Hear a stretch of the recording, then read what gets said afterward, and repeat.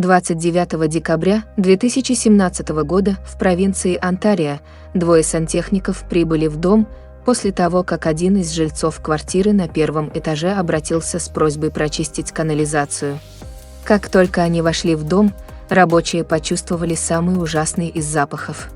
Унитаз в ванной комнате уже был убран, как будто хозяин жилья неустанно и безуспешно пытался избавиться от засора сам. Сантехники начали свою работу в подвале этого дома. Все это время хозяин жилья ходил за рабочими, спрашивая их, как скоро они справятся с работой. В то время они еще ничего не подозревали, они думали, что это очередной клиент, который хотел, чтобы работа была поскорее закончена. Через некоторое время после начала работы один из сантехников заметил, что из канализации стало выделяться розовое вещество, кусочки ткани и волосы. Рабочие не знали точно, что это за вещество, но они стали догадываться, что это была человеческая плоть. Они наполнили этим веществом пластиковый пакетик втайне от хозяина жилья, затем сказали, что вернутся на следующий день с другим более мощным оборудованием, и ушли. Рабочие немедленно обратились в полицию.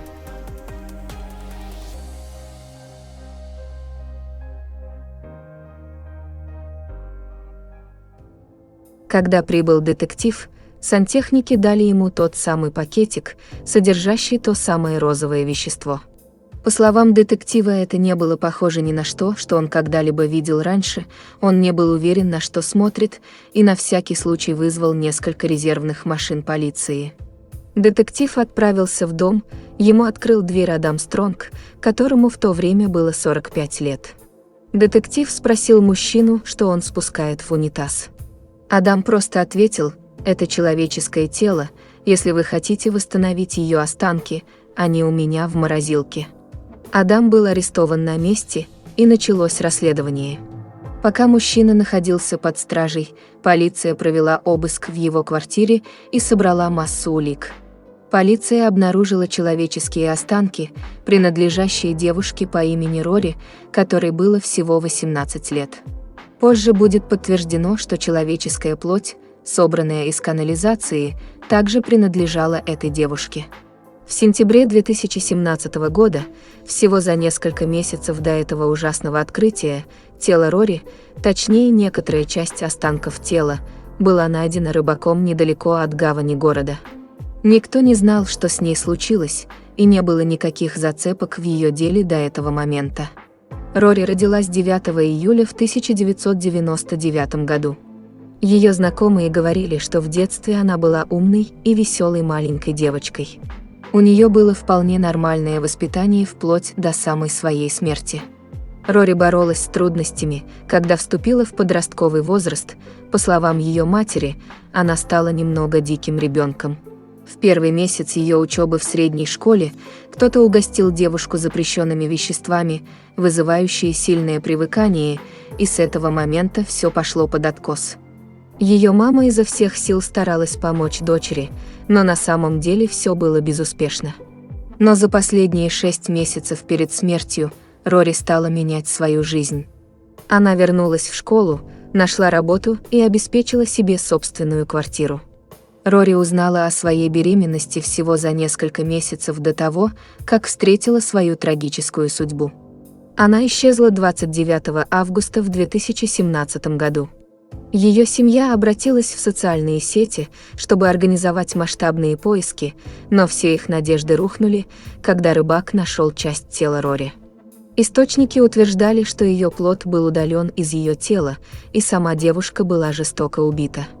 Полиция даже понятия не имела, где находится остальная часть останков девушки. Но, как позже выяснится, другая часть останков девушки будет в канализации и в морозильной камере Адама. Во время обыска в квартире следователи также обнаружили большой охотничий нож, на котором была человеческая кровь. «Я понимаю, что у меня большие неприятности», — сказал Адам Стронг полицейским.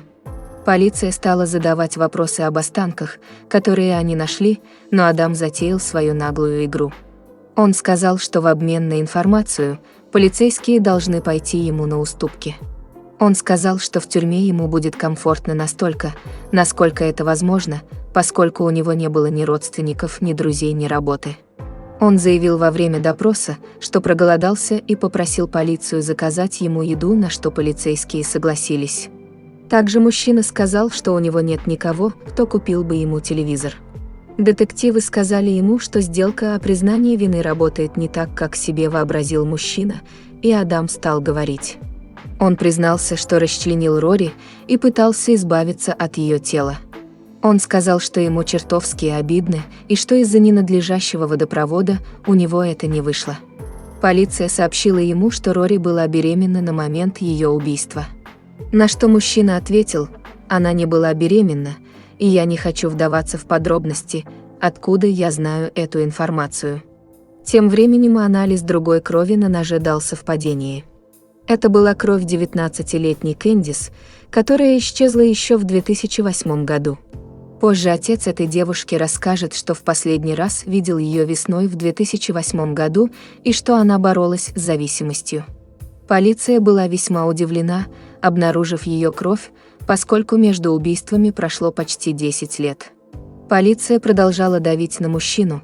Адам не признался ни в каком проступке напрямую, он сказал, что встречался с обеими девушками и что они действительно были в его квартире. Он, казалось, был удивлен тем, что нож, найденный полицией, был единственным источником, связывающим его с Кэндис. Он сказал, что намеревался избавиться от ножа и других улик в квартире, но просто не успел этого сделать. На допросе мужчина рассказал о том, как в трудном детстве у него были жестокие фантазии и как ему нравилось убивать животных. «У меня есть все характеристики серийного убийцы. Например, в детстве я убивал мелких животных, и мне почему-то нравилось это делать», — заявил Адам Стронг. Он рассказал о том, как в детстве подвергся сексуальному насилию со стороны няни, когда ему было 4 года, и после этого у него появились девиантные мысли в возрасте 7 лет. Детективами была исследована оставшаяся часть тела Рори, которая была найдена в морозильной камере.